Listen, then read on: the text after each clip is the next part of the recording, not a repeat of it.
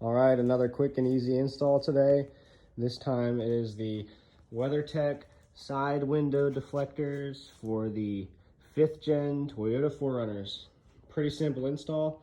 Actually requires less work than the Tacoma. So I'll go ahead and show you guys what that started to look like.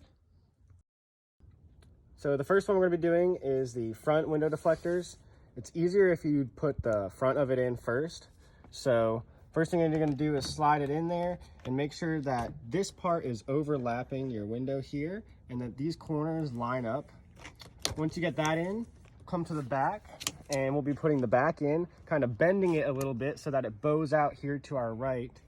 And then go back to the front and start pulling down and working your way under that little rubber lining in your window.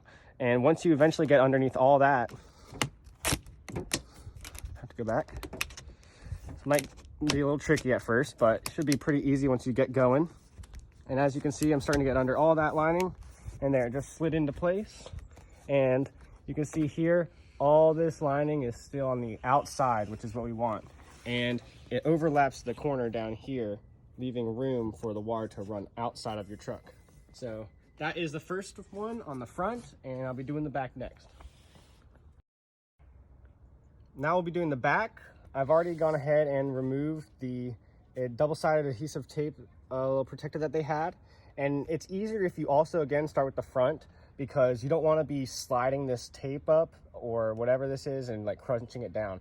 So I like to start with the front, get it up nice and high in there, then move to the back, right? The back, these don't bend as much as the front. So just slide it in where it needs to go and then just start pushing up. Once you start pushing up, it might get a little tighter, but eventually it'll go into place. And once you get it into place, you just need to pull up a little bit on it, give it some room, start stretching it out. But that is as simple as it is for the back ones.